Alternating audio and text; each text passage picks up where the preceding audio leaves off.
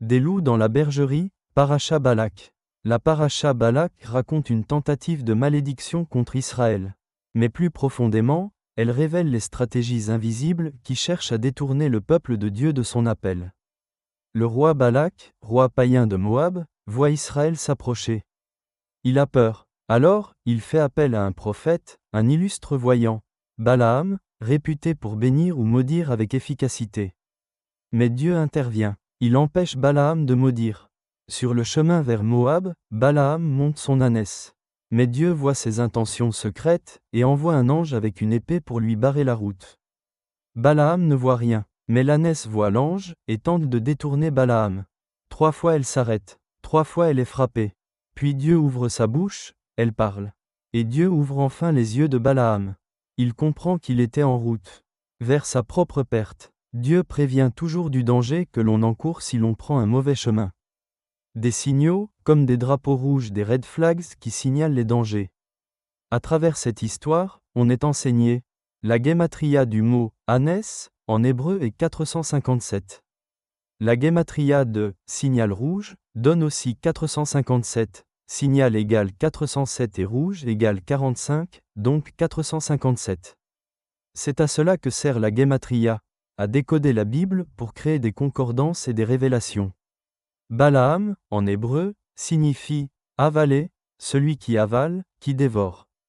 Dans la paracha, quand Balaam n'arrive pas à détourner les fils d'Israël, il envoie la séduction par les filles de Moab, qui vont les séduire pour les éloigner de Dieu. Ces signes rouges viennent nous avertir. Il y a, parmi le peuple, des Balaam, des Balak, des personnes qui sont là avec de mauvaises intentions. Il faut faire attention aux bouffeurs d'énergie, aux mangeurs de lumière, aux avaleurs de sainteté, car le but de tout cela, c'est de nous faire tomber, de nous éloigner de Dieu. Ces esprits sont séducteurs, voire plaisants, même inoffensifs, c'est pourquoi il faut apprendre à les détecter. Beaucoup, dans les communautés, se sont laissés séduire par ces filles de Moab, qui sont des esprits ayant l'apparence de croyants mais ce n'est pas le cas. Dans la Bible, ils sont appelés enfants de la malédiction, car ils ont servi Balaam. Leur discours est doux, spirituel. Mais leur but est de séduire les âmes mal affermies, et de les entraîner loin de la vérité. Ce sont des loups dans la bergerie. Matthieu 7, 15. Méfiez-vous des faux prophètes. Ils viennent à vous en vêtements de brebis, mais au-dedans, ce sont des loups ravisseurs. Ils ne sont pas toujours à l'extérieur. Parfois, ils sont déjà dans nos assemblées. Ils chantent avec nous, prient avec nous, mais portent un autre esprit.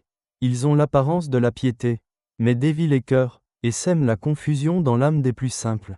Ils ne nourrissent pas, ils dévorent. Ils ne rassemblent pas, ils dispersent. Ils ne bénissent pas, ils consomment. Ils ne donnent rien, ils se nourrissent de nous. Ce sont des vampires spirituels, vidant les âmes autour d'eux. Jude 1, 12. Ils sont là, au milieu de vous, assis à vos tables, mais ils ne mangent pas vraiment le pain. Ils partagent vos repas, mais leur âme ne se donne pas. Ils prennent, mais ne rendent rien. Ils se repaissent de votre lumière, se nourrissent de votre énergie. Aspirent votre paix. Ils sont là, mais ils ne sont pas des nôtres. Il y a toujours, dans les communautés, des esprits qui s'infiltrent. Des esprits qui se déguisent en personnes bienveillantes, ayant la connaissance, ou qui parlent bien. Certains en mettent plein la vue et donnent cette sensation de besoin d'être bien en leur présence. Mais au fond, ils laissent un sentiment de malaise. Nous avons tous connu cela. Tu l'as peut-être déjà ressenti. Après un moment avec eux, tu te sens vidé, fatigué sans raison, troublé intérieurement, comme si quelque chose t'avait été pris. Ce sont des esprits parasites. Ils ne cherchent pas la lumière. Ils l'absorbent chez ceux qui la portent. Ils se nourrissent de l'atmosphère, de la paix que dégage une âme proche de Dieu.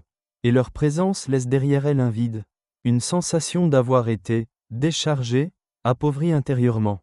Et quand l'âme n'est pas vigilante, elle se laisse aspirer, jusqu'à ce que la confusion l'emporte. Mais Dieu, dans sa bonté, envoie des signes. Aujourd'hui encore, les forces de l'ombre agissent de la même manière.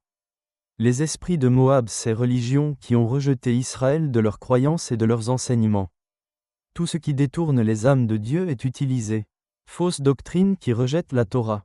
Assemblée qui efface Israël. Faux enseignements qui annoncent un Messie détaché du peuple juif. Mais la grande vérité de cette paracha, c'est que l'esprit de Balaam est un esprit antisémite. Et par voie détournée, Cet esprit cherche à empêcher les croyants de suivre le Dieu d'Israël et à détourner les Juifs de Yeshua. C'est cela maudire Israël, c'est l'empêcher de reconnaître Yeshua comme le Messie. Le rejet d'Israël n'est pas rationnel, il est spirituel. Et ce rejet atteint son comble dans le rejet du Messie d'Israël, Yeshua. Car Yeshua incarne la mission d'Israël. Porter la lumière dans les ténèbres. Révéler Dieu sur la terre. Offrir le pardon. Rejeter Israël, c'est déjà refuser la racine. Mais rejeter Yeshua, le germe sorti de cette racine, c'est dire non au salut car le salut vient des Juifs. Jean 4, ils essaient de le 22. maudire à travers des religions humaines et toutes les doctrines diverses sorties du christianisme et de leurs faux prophètes. Le monde est mis à l'épreuve dans son rapport à Israël et à son Messie. Mais Dieu a tout prévu. Et ceux qui choisissent d'aimer Israël, ceux qui reconnaissent Yeshua comme le Messie d'Israël, entrent dans cette bénédiction qui surmonte toutes sortes de malédictions. Il faut aussi comprendre une chose. Aimer Israël, c'est l'aimer sans voir le mal. Il ne faut pas entrer dans ce qui est politique. Car Dieu dirige aussi la politique d'Israël. C'est Dieu qui leur donne la force, l'intelligence et l'argent pour mettre tous les ennemis d'Israël hors d'état de nuire. Il ne faut pas porter de jugement sur ce qui se passe. Car anéantir les ennemis, c'est aussi une démarche spirituelle pour la survie du peuple de Dieu. Car si un jour il n'y a plus d'Israël, il n'y aura plus de survie pour les nations. C'est cela l'enseignement de la paracha Balak. Il y a ceux qui sont avec Israël, et ils font le bon choix. Et il y a les autres, qui font un mauvais choix. Contre Dieu, mais Dieu veille, et à ceux qui ont le cœur pur, il donne le discernement. À ceux qui cherchent la vérité, il révèle l'imposture. Que Dieu nous bénisse et fasse réussir tout ce qu'Israël entreprend. Que tous les plans ennemis pour détruire Israël échouent et soient anéantis. Et nous choisissons de bénir Israël. Tous les Juifs et tous ceux qui se greffent à Israël. Shabbat Shalom. L. B.